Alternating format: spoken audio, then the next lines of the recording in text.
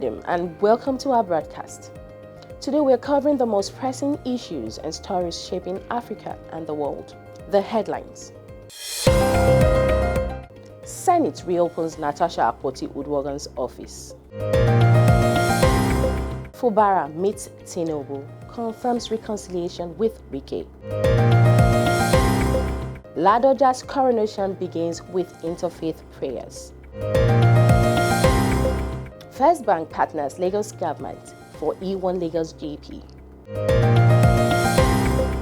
Fresh signs of reconciliation emerged on Tuesday as the Sergeant-at-Arms of the National Assembly unlocked the Senate Office 205 of embattled Kogi Central lawmaker Senator Natasha Akpoti-Uduaghan. This action effectively restores her entry into the National Assembly complex and demands of restricted access. The move signals that the lingering rift between Senator Akpoti-Uduaghan and Senate President Godswill Akpabio is easing. According to parliamentary sources, the leadership of the Red Chamber reached the decision at a closed-door meeting on Monday.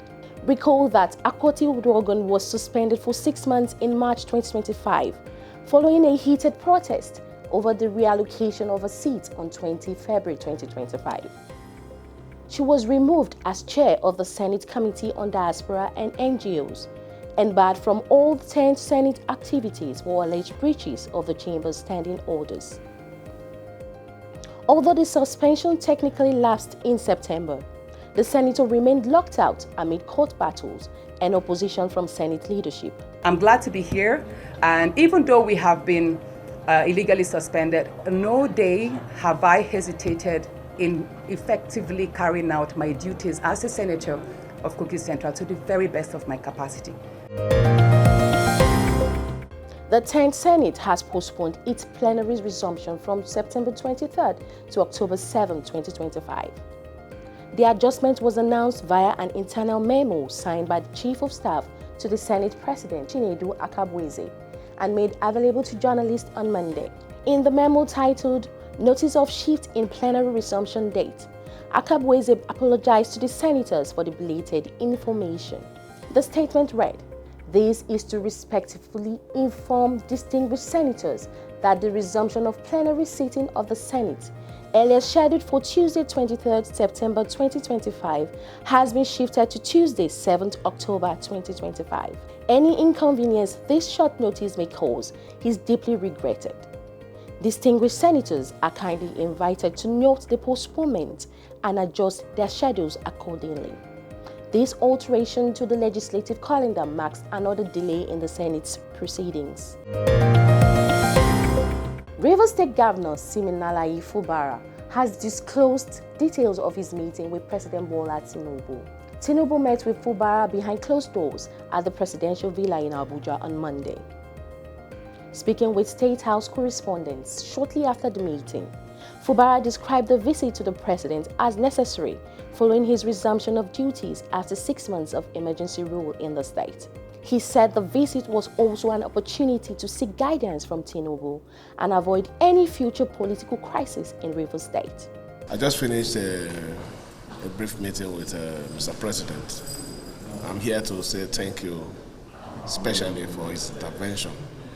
We all knew what was happening in Rivers State, the political tension in Rivers State, and if he had not intervened timely, nobody knows what would have happened in the state. And for me, it was saving the situation. I'm here after the lifting of the suspension to appreciate him and also tell him we're ready to hit the ground running. For the state, I believe that my coming back after the lifting of the suspension is a new and stronger hope for our people, because the government is a government about the people, it's a government that believes in peace. So our working is not just for the people, but also with all the parties, the assembly members, the National Assembly members, elders, everybody this time around are working for the betterment of our dear states. The week-long activities for the coronation of former Governor of Oyo State, Oba Rashidi Ladoja, as the 44th Olubadan of Ibadan land commenced yesterday with an interdenominational prayer session held at the Olubadan Palace, Okeremo, Ibadan.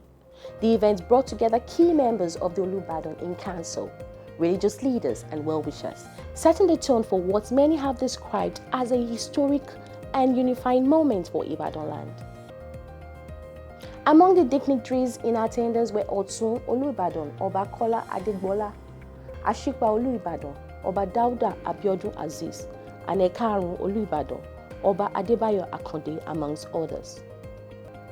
Prayers and blessings were offered across religious lines with Bible readings, Quran recitations, and traditional Yere Ifa chants woven into a rich tapestry of spiritual invocation. Religious leaders also prayed for Governor Seyi Makinde and for a peaceful and prosperous reign for the incoming monarch.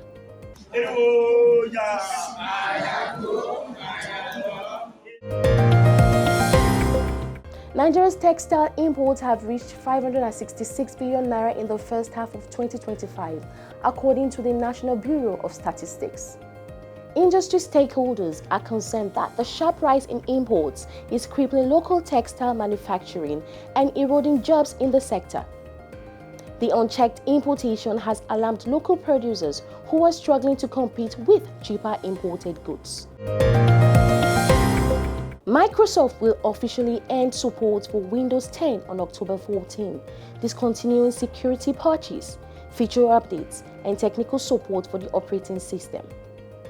This decision has raised concerns among consumer groups, with many users worried about the potential risks of cyber threats and financial burdens of purchasing new computers.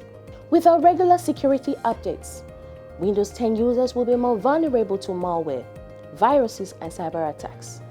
Users can upgrade to Windows 11, which offers advanced security features and regular updates. However, some devices may not meet the system's requirements for Windows 11. The First Bank of Nigeria Limited has announced its partnership with the organizers of the first of its kind E1 Lagos GP, an all-electric powerboat racing championship. The racing championship will hold between October 3rd and 5th. Disclosing this at the E1 Lagos GP stakeholder immersion session in Lagos recently, the acting group head of marketing and corporate communication of First Bank, Olayinka Ijabiyi, reaffirmed the bank's commitment to supporting initiatives that endanger human development across the country while cementing legacies. The Lagos State Commissioner for Information and Strategy, Benga Omotosho, who was also at the event, described the initiative as an event that will grow not just the sports, but also showcase Lagos's vibrant culture, dynamic people, and global relevance, while commending First Bank for their support. On the foreign scene, France has formally recognized a Palestinian state, becoming the latest in a wave of countries to take the step. French President Emmanuel Macron announced this at the United Nations General Assembly in New York, United States, on Monday night. Macron said, "The time for peace has come, and that nothing justifies the ongoing war in Gaza." The United States President Donald Trump is due to address the UNGA on Tuesday, to be attended by world leaders and key regional players such as Jordan and Qatar. Russian aerial attacks on Ukraine have claimed the lives of 2 people overnight, according to Ukrainian officials. In the response, Russia's defense ministry reported that several Ukrainian drones targeted the capital, Moscow. The ongoing conflict between the two nations continues to escalate, with both sides suffering losses. Now to entertainment. Fawaz Akoshile brings you the latest from Hollywood to Nollywood on entertainment news, while Oluwabori Ademola has the scoop on everything happening in athletics. Popular rapper and musician Olamide Badoo has shared his relationship with his fellow artists in the music industry. In an interview with Adesope Live, Olamide says that Wizkid, Davido and Burna Boy are his good friends, but they are very troublesome, stating that they are good people but they don't align with some values or certain things. He also shared his opinion on the big three discourse, stating he isn't bothered about the list, neither being on it, stating that his focus is solely on making music. Disney has announced that Jimmy Kimmel Live will be back on air this Tuesday, less than a week after the late night show was suspended. The pause came after Kimmel's controversial remarks about the killing of conservative activist Charlie Kirk, which drew backlash from political figures and the FCC. ABC said it pulled the show to prevent tensions from escalating, calling the comments poorly timed and insensitive. Disney explained that after thoughtful conversations with Kimmel, they agreed it was time for him to return.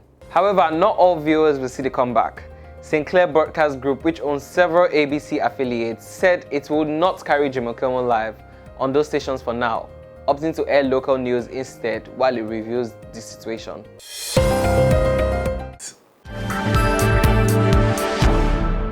Dembele Bonmati win 2025 Ballon d'Or. Nnadozie ranked 4th best female goalkeeper in the world. Now the stories in details. France forward Ousmane Dembele won the Ballon d'Or for leading Paris Saint-Germain (PSG) to the club's first Champions League title, and Aitana Bonmati received the Women's Award for a 3rd successive year on Monday.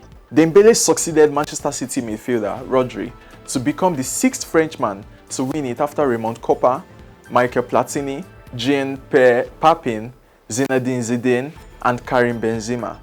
Bonmati won ahead of her Spain teammate Mariona Caldante. She is only the 3rd player in the awards history to win 3 in a row after Michael Platini in 1983 to 1985 and Lionel Messi from 2009 to 2012.